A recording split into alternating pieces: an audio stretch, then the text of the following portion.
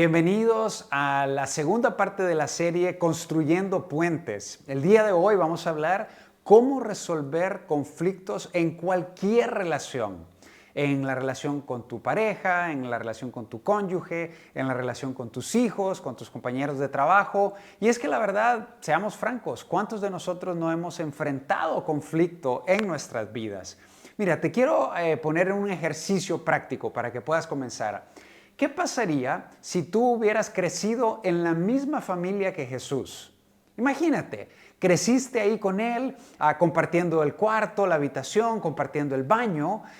¿Cómo hubieran sido las interacciones? ¿Crees que habría conflicto? ¿Crees que de alguna manera habrían roces, habría situaciones incómodas o malos entendidos?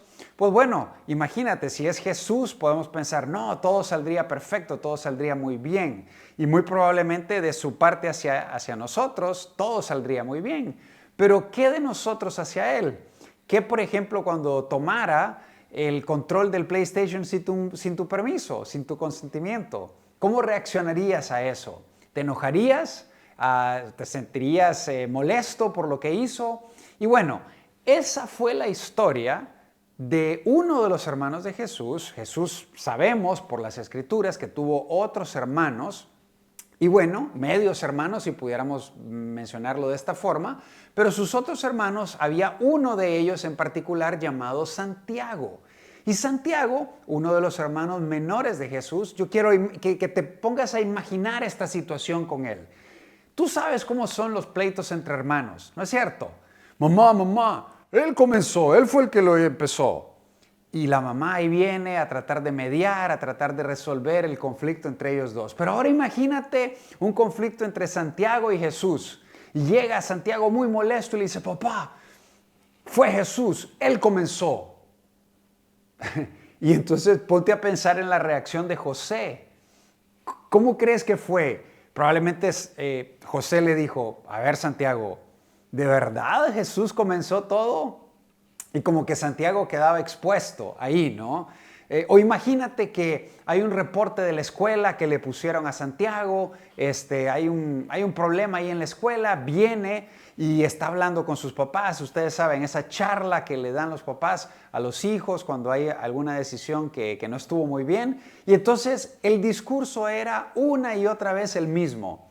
A ver, Santiago, te lo hemos dicho. ¿Por qué no eres más como tu hermano Jesús? Y constantemente ellos estaban en ese conflicto, ¿no? O por lo menos Santiago tenía ese conflicto. Y sabes, la Biblia nos dice, en realidad, que muy adentrada la vida de Jesús y muy adentrado incluso el ministerio de Él, nos dice que sus hermanos, en realidad, no creían que Él era el Mesías. Asombroso, ¿no es cierto? Pero imagínate, personas que crecieron con Él, que lo vieron bañarse, comer, hacer las tareas, hacer los deberes del hogar. Ellos no creían que Jesús era el Mesías. Entonces, esto me hace pensar que Jesús no tuvo una vida exenta de conflicto. Lo vemos en su familia, con sus hermanos, pero más adelante lo vemos todavía a niveles mucho más grandes. Los fariseos, los maestros de la ley, se opusieron tenazmente a las enseñanzas y al ministerio de Jesús, a tal punto en que lo llevaron a acusarlo falsamente, a buscar falsos testimonios, lo llevaron al Sanedrín, el Sanedrín lo condenó a muerte y le pidieron a Poncio Pilato que lo crucificara. Ese fue el nivel de conflicto que Jesús experimentó. Entonces, si Jesús mismo experimentó ese grado de conflicto en su vida, no que Él lo haya causado, pero recibió el conflicto de los demás, ¿qué nos hace pensar que a ti y a mí no vamos a experimentar conflicto en nuestra vida? Y sabes, no tenemos que pensar demasiado, pero el conflicto está a la vuelta de la esquina. ¿Sabes dónde está el conflicto? El conflicto está en casa. Esposo y esposa, hay conflicto. Padres e hijos, hay conflictos. En el trabajo, hay tensión con el jefe. Hay tensión y relaciones complicadas con otros compañeros de trabajo. Tú sabes a quién me refiero, a esas personas que son complicadas a veces. También hay conflicto en la calle, ¿no es cierto? Va un carro, se te atraviesa, vas súper apresurado, pero se te atraviesan, se te metieron o se saltaron toda la fila y entonces tú estás ahí y dices, ¡wow, qué barbaridad! Y estás muy molesto y estás ahí experimentando conflicto. ¿Sabes dónde más hay conflicto? En el estadio. Cuando está la barra de un equipo y está la barra del otro equipo y ahí se empiezan a decir cosas y se empiezan a hacer gestos y la cosa se pone complicada a veces también en el estadio, ¿no? En un equipo incluso le empiezas a echar la culpa al otro compañero, le dices, ¿por qué no hiciste esto? Y aún dentro de un mismo equipo, incluso un equipo de trabajo, puede haber conflicto. ¿Y sabes dónde finalmente podemos encontrar el conflicto? En la iglesia. Oh, sí.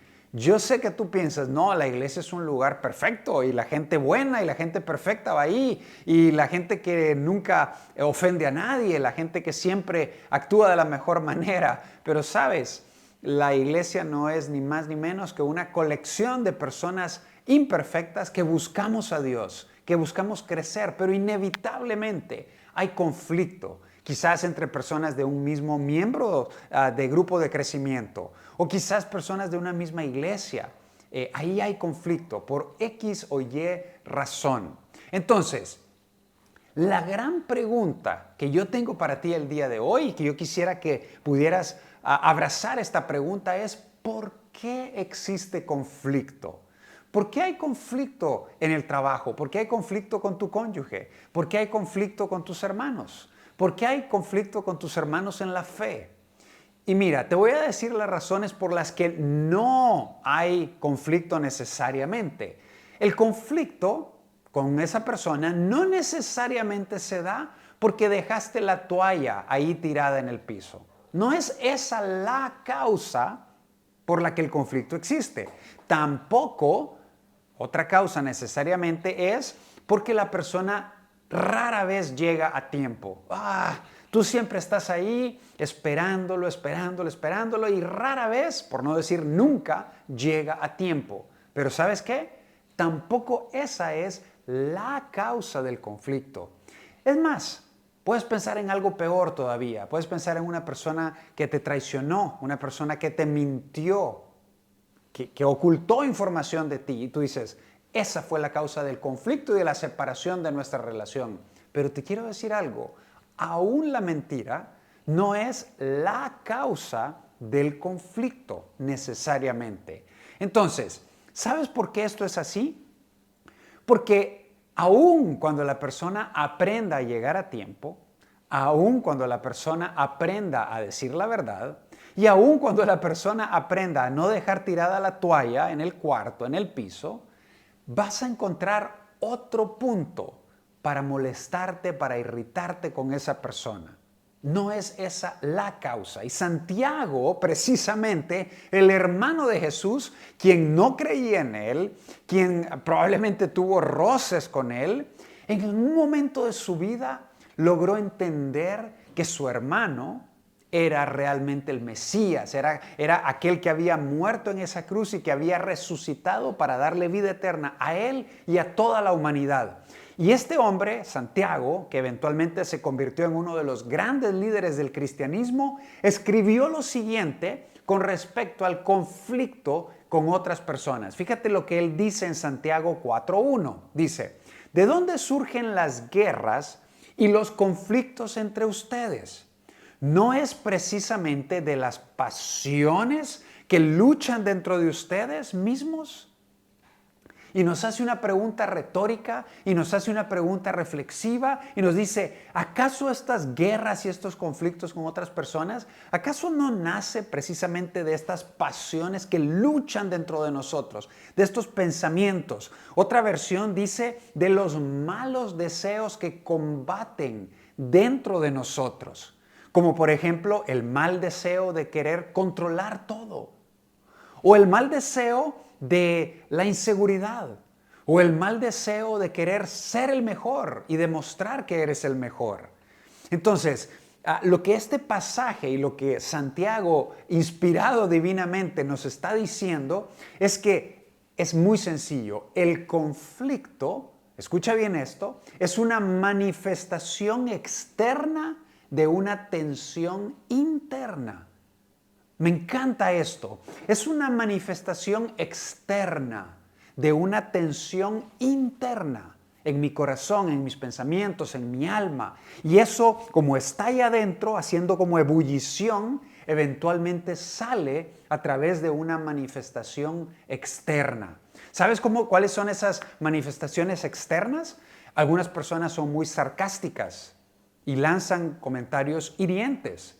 Otras personas hablan y dicen groserías, insultos, palabras que hieren, que son golpes de espada. Otras personas manifiestan esta tensión a través de levantar la voz. Y creen que levantando la voz es como las personas los van a escuchar y les van a entender y van a realmente comunicarse. Otras personas quizás no levantan su voz, pero son muy hábiles hablando mal de otros. Tal vez comentándole cosas a personas que no son ciertas o cosas que sí son ciertas pero que no tienen por qué los demás saberlas. Otras personas lo manifiestan a través de la mentira. Otras personas lo manifiestan externamente a través de la manipulación. O quizás una cierta alegría cuando a esa persona que no te cae muy bien y con quien has tenido conflicto le empieza a ir mal. Y a ti te alegra eso, te hace sentir bien de cierta manera. Entonces, todas esas manifestaciones externas tienen una causa, tienen una raíz interna. Y quizás la pregunta que te deberías de hacer es, ¿por qué me estoy alegrando cuando ella fracasa? ¿Por qué? ¿Por qué mi corazón está lidiando con la envidia? ¿Por qué me molesta cuando otros aplauden el logro de mi compañero de trabajo, con quien no me llevo muy bien, con quien he tenido un conflicto, con quien he tenido roces? ¿Por qué? Quizás es que me estoy olvidando que nadie recibe nada a menos que Dios se lo dé. ¿Por qué estoy elevando mi voz? Creo que es la manera efectiva de comunicarme con otros.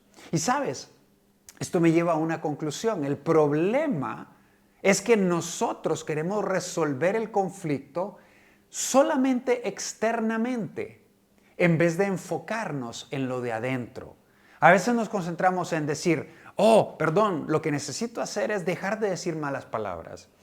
¿Sabes qué? Lo que necesito hacer es empezar a pensar cosas buenas de esa persona o ciertas cosas que tienen que ver con el comportamiento externo. Voy a cuidar mis reacciones para que los demás no me vean, para que los demás no noten esta tensión que está pasando. Entonces nos concentramos en remediar el comportamiento externo, pero no necesariamente atendemos eso que está pasando dentro de nosotros.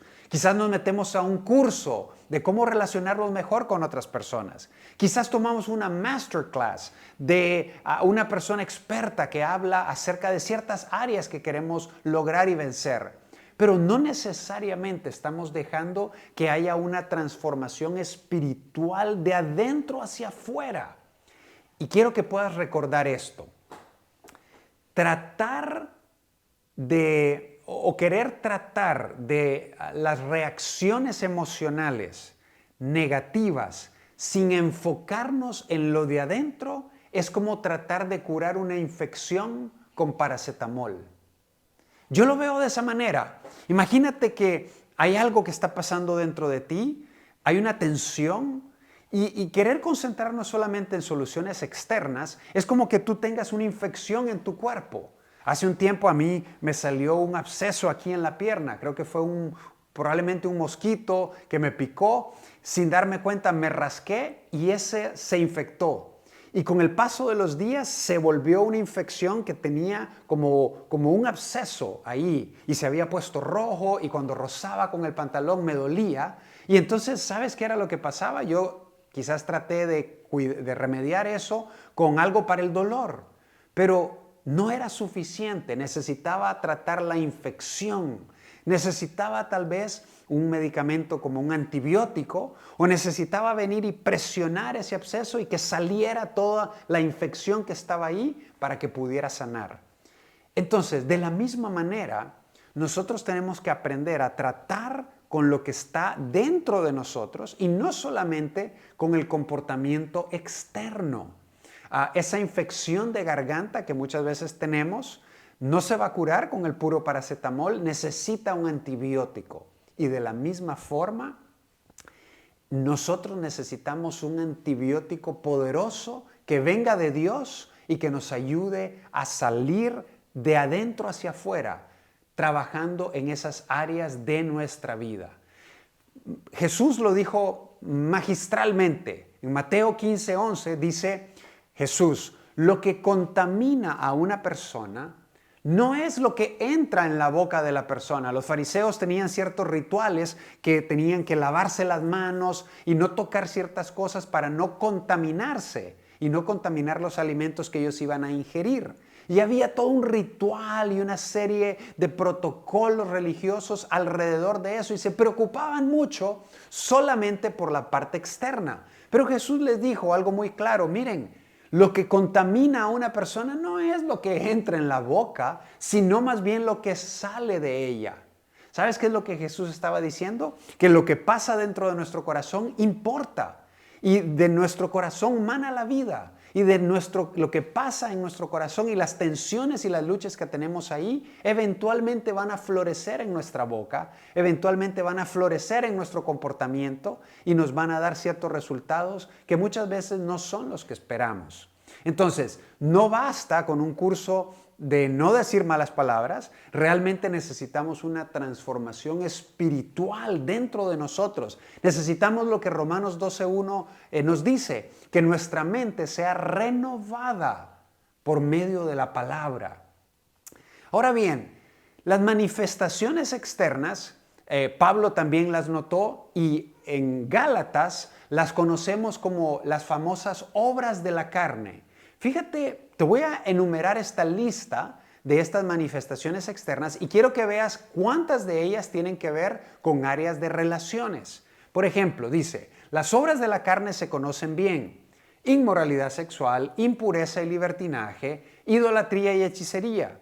Ahora, presta atención a estas porque estas tienen que ver directamente con las relaciones interpersonales. Odio, discordia, celos, arrebatos de ira, rivalidades, desacuerdos, sectarismos y envidia. Todas esas son manifestaciones de nuestra carne, de nuestra naturaleza caída, de nuestra naturaleza pecaminosa. ¿Y cómo puedes superar estas cosas? Pues la única manera de vencer estas manifestaciones de conflicto es que Dios trabaje en tu vida. Es que haya ese poder sobrenatural del Espíritu Santo actuando en tu vida, actuando en tu mente, que la palabra de Dios gobierne tus pensamientos, gobierne tus hábitos y tu cosmovisión y que pueda entonces darte lo que Pablo llama el fruto del Espíritu. Y él dice, en cambio, el fruto del Espíritu es, escucha bien esto porque esto es lo que todos queremos en cada una de nuestras relaciones: amor, alegría, paz, paciencia, amabilidad, bondad, fidelidad, humildad y dominio propio. No hay ley que condene estas cosas. ¿Sabes una cosa? Yo anhelo en mi vida, en cada una de las relaciones que Dios me ha permitido nutrir y que me ha permitido ser parte, yo quiero que estos ingredientes sean los que estén ahí. Entonces, ¿cómo lo vamos a lograr? Tenemos que dejar que sea Dios quien trabaje en medio de nosotros. Tenemos que aprender a clamar a Él y reconocer que es una lucha que no podemos librar en nuestras propias fuerzas. Necesitamos la gracia de Dios. Y para lograr ese cambio en nuestras vidas, en el área relacional o en cualquier área en realidad, hay 3 tipos de personas y yo te quiero invitar a pensar cuál de estas personas eres tú.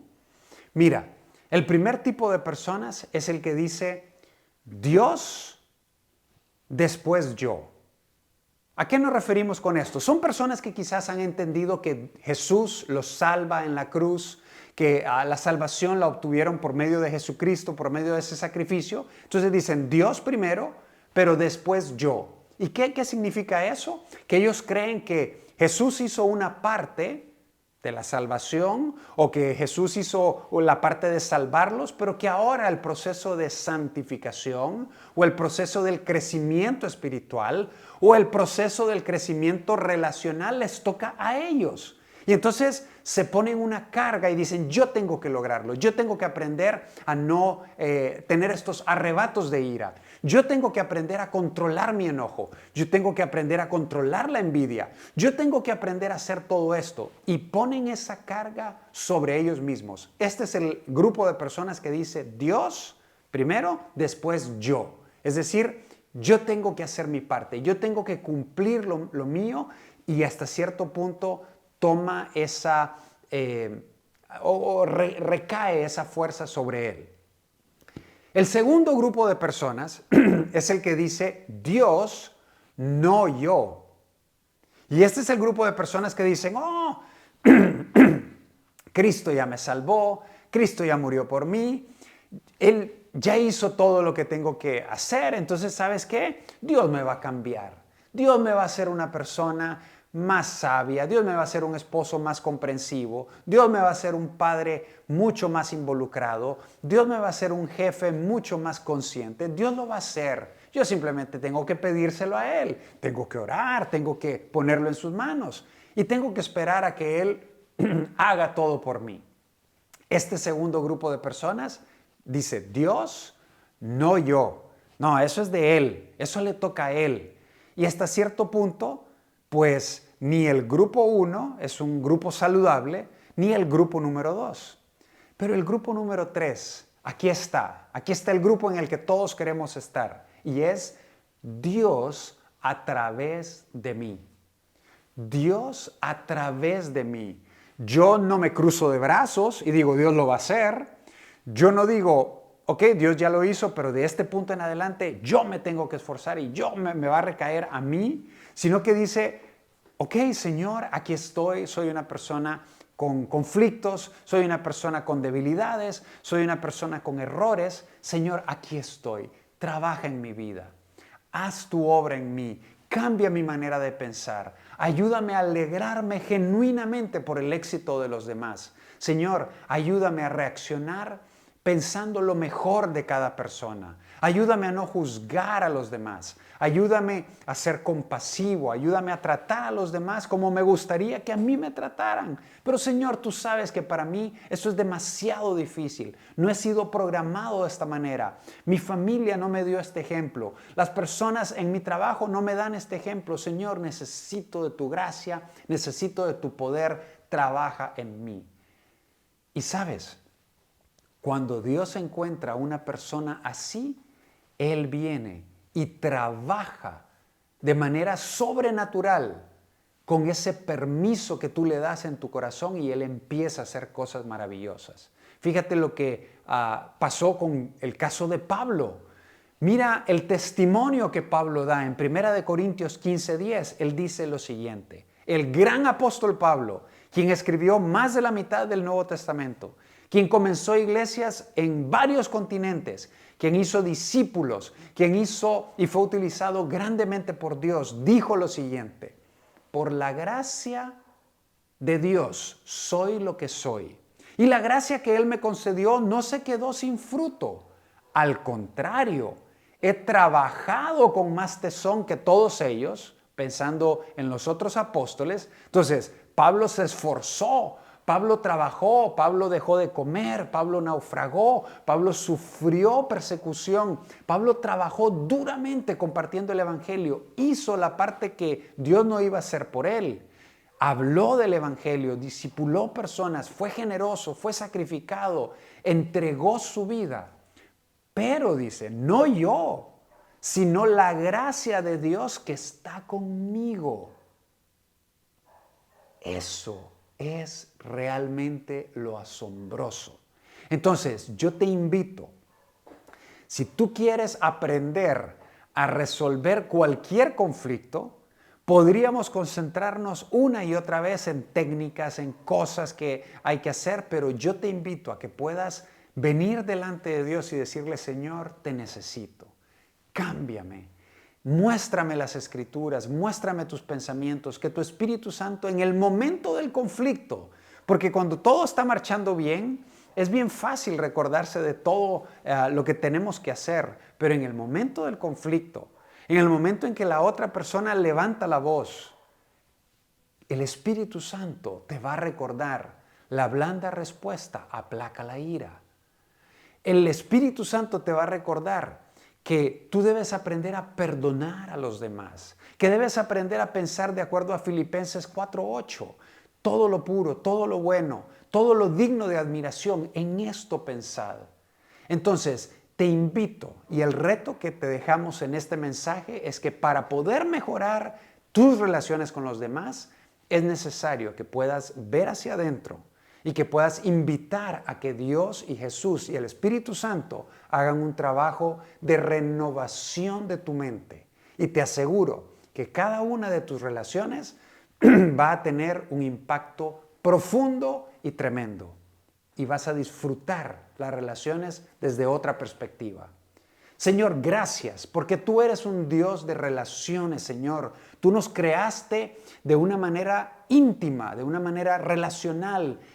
Tú, la Santísima Trinidad, Señor, cohabita perfectamente en una relación perfecta. Señor, ayúdanos a transformar nuestra manera de pensar. Ayúdanos a transformarnos de adentro hacia afuera.